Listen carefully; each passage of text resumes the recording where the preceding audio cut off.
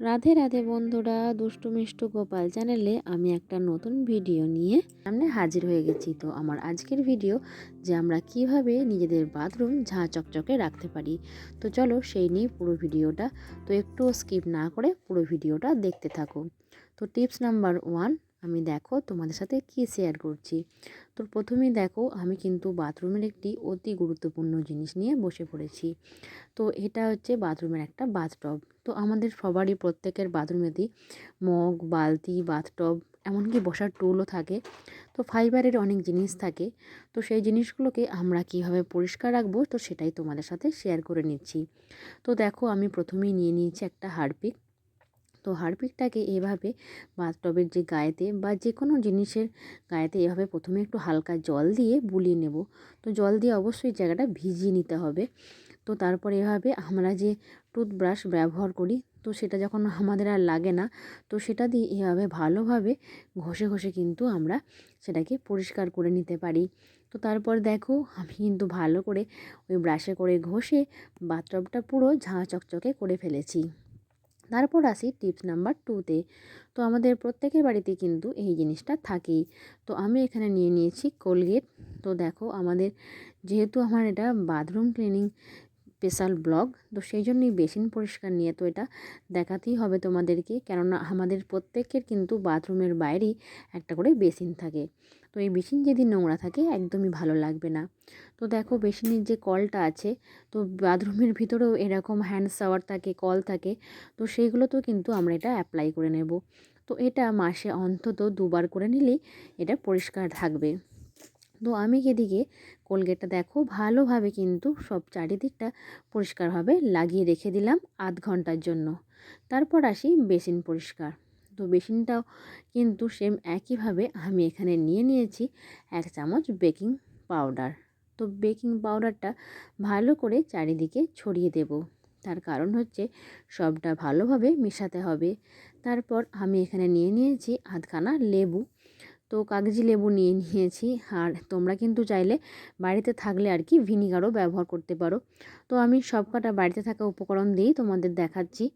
তো ভিনিগার বা লেবু দুটোর মধ্যে যে কোনো একটাই তোমরা ব্যবহার করতে পারো। তো দেখো, বেকিং পাউডার আর লেবুটা আমি ভালো করে চারিদিকটা ছড়িয়ে নিলাম। তারপর নিয়ে নিচ্ছি এখানে আমি একটা ডেটল হ্যান্ড ওয়াশের 1 সিপির মতো নিয়ে নিলাম। তো তোমরা চাইলে ভিম যে লিকুইড জেল থাকে সেটাও নিতে পারো। ভালোভাবে স্কচ ব্রাইট দিয়ে পুরোটা কিন্তু আমি বুলিয়ে দেব। তো এটাও কিন্তু তোমরা ওই সপ্তাহে 1বার বা মাসে 2বার করলেও কিন্তু বেসিনটা পরিষ্কার থাকবে। তো সপ্তাহে 1বার করলে সবচেয়ে ভালো হয়, কেননা এই বেসিনগুলো বেশি ব্যবহার হয়, রোজকার যেহেতু ব্যবহার হয়, সপ্তাহে 1বার করলেই আমার মনে হয় ভালো হয়। তো এটাও কিন্তু আমি আধ ঘন্টার জন্যই রেখে দেব। তো দুটো যেহেতু আমি এখন সময় দিয়ে রেখে দেব, তো সেই জন্য দুটো একসঙ্গেই মানে এটা করে নিলাম, মানে কলটা আর বেসিনটা দুটো একবারে লাগিয়ে রেখে দিলাম। তো এটা কিন্তু আমি আধ ঘন্টার জন্য ছেড়ে দিচ্ছি। তো দেখো, তারপর আধ ঘন্টা পর আমি একটু স্কচ ব্রাইট দিয়ে ঘষে ঘষে ভালো করে কোলগেটটা কিন্তু তুলে দিলাম। তো দেখতেই পাচ্ছো রেজাল্ট। তো এখন তো আমি ভালো করে একটু ঘষে নিচ্ছি।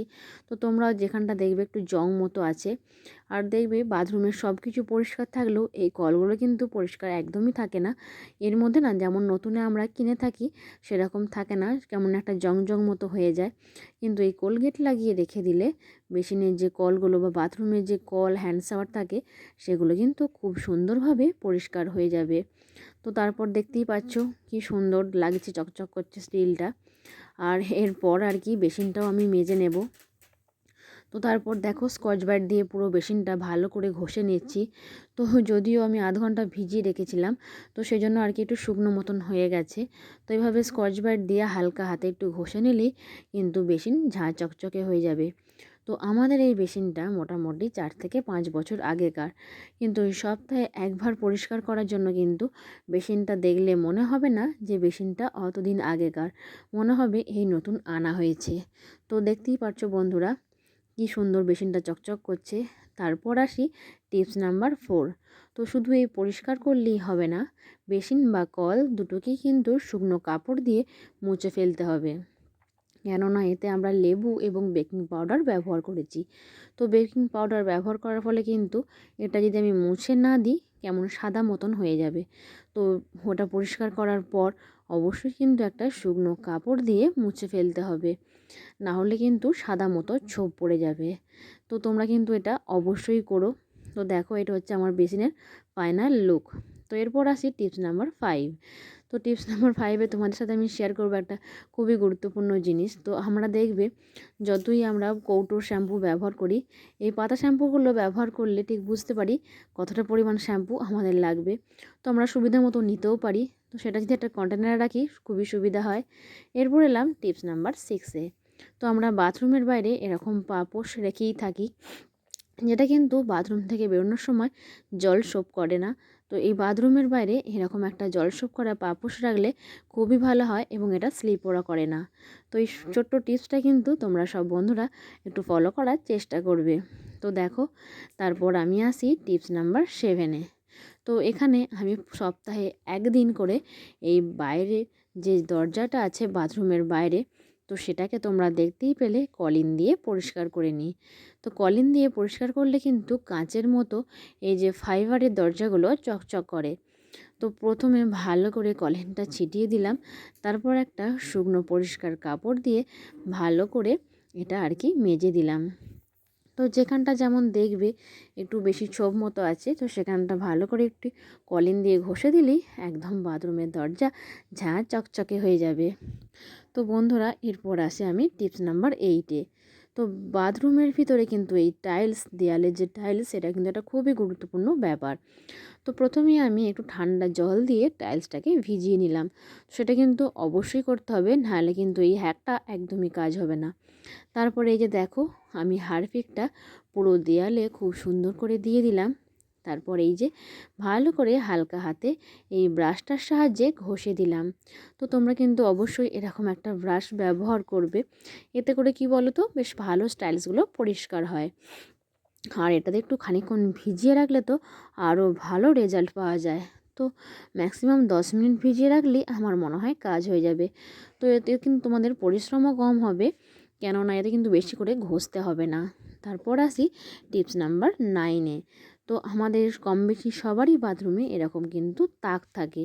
তো যেহেতু আমার এটা পাথরের টাইলস, মানে তাকটা, আর এর মধ্যে তেল থাকে বলে না একটু তেল চিটে ভাব, তো সেজন্য হালকা করে সার্ফ ছড়িয়ে দিলাম। সার্ফ ছড়িয়ে দেওয়ার পর দেখো ভালো করে কিন্তু আমি এখানে একটু স্কচ ব্রাইট দিয়ে মেজে দিলাম।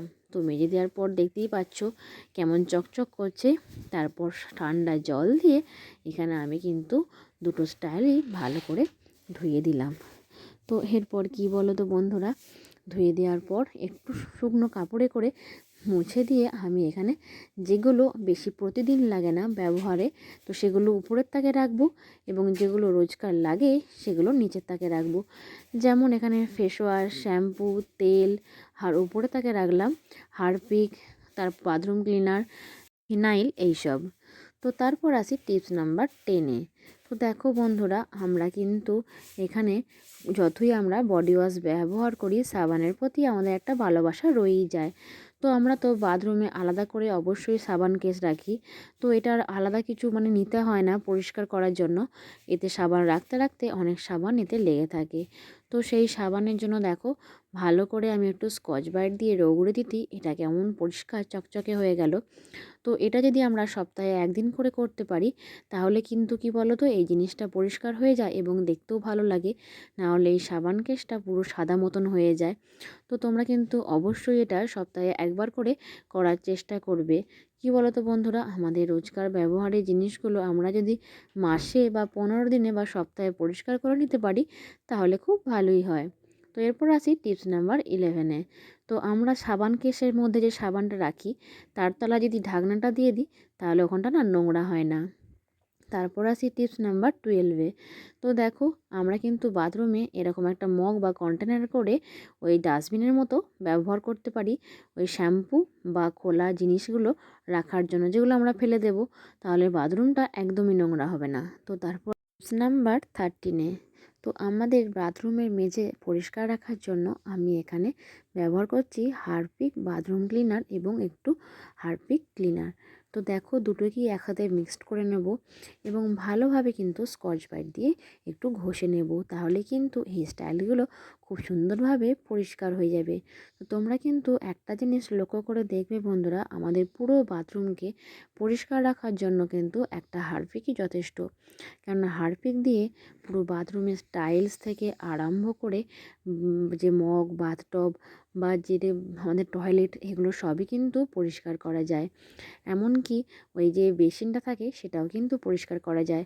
কিন্তু কি বলতো, সব জিনিসটা তো আর সব দেওয়া হয় না, তাই কিন্তু আমরা চেষ্টা করি আমাদের বাথরুমকে সবসময় ঝাঁ চকচকে এবং পরিষ্কার রাখার।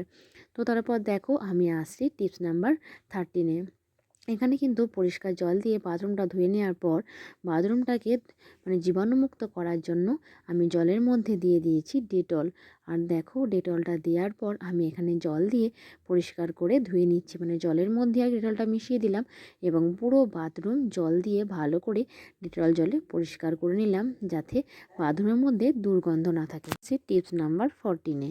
তো বাথরুমে যে হাত ধোয়া যে তোয়ালেগুলো থাকে এবং বাথরুম পরিষ্কার করার পর যে কাপড়গুলো থাকে, তো সেগুলোই আমি দেখো এখানে আমি গিজার থেকে গরম জল নিয়ে নিয়েছি, তারপর সার্ফ দিয়ে ভালো করে মিশিয়ে নিলাম এবং বাথরুমে যে তোয়ালেগুলো এবং যে কাপড়গুলো পরিষ্কার করার জন্য নিয়েছিলাম, তো দেখো ভালো করে গরম জলে আমি ভিজিয়ে দিলাম। তো এটা কিন্তু গরম জলে আধ ঘন্টার মতো ভিজিয়ে দিতে হবে, না হলে হাত ধোয়ার যে তোয়ালেগুলো সেগুলো কিন্তু খুবই নোংরা থাকে, পরিষ্কার হবে না। তো এরপর আসি টিপ নাম্বার 15-এ। তো বাথরুমে কিন্তু আমরা এই জিনিসটা খুব একটা যে পরিষ্কার করি তা নয়, কিন্তু কি বলতো, এটাকে পরিষ্কার করা খুবই গুরুত্বপূর্ণ। এটা হচ্ছে ব্রাশদানি। তো যেটা আমরা বাথরুমে সবসময় ব্যবহার করে থাকি। তো দেখো আমি কিন্তু ব্রাশদানিটা একটু সার্ফ দিয়ে ভালো করে স্কচ ব্রাইট দিয়ে মেজে দিলাম, আর কেমন পরিষ্কার চকচকে হয়ে গেল। আর শুধু তাই নয়, আমি কিন্তু টিপস নাম্বার 16-এ যে তোয়ালে রাখার যে স্টিলের অ্যাঙ্গেলটা থাকে সেটাকেও পরিষ্কার করে নেব, কেননা এটা কেমন মরচে ধরার মতো থাকে এবং সাদা মতো হয়ে যায়। তারপর কাঁচা তোয়ালেটা ভাঁজ করে এর মধ্যে রেখে দেব। তো বন্ধুরা, তোমাদের আমার এই বাথরুম পরিষ্কার করার গুরুত্বপূর্ণ টিপসগুলো কেমন লাগলো অবশ্যই আমাকে কমেন্ট করে জানিও। আজকের মতো এখানেই শেষ করলাম। রাধে রাধে।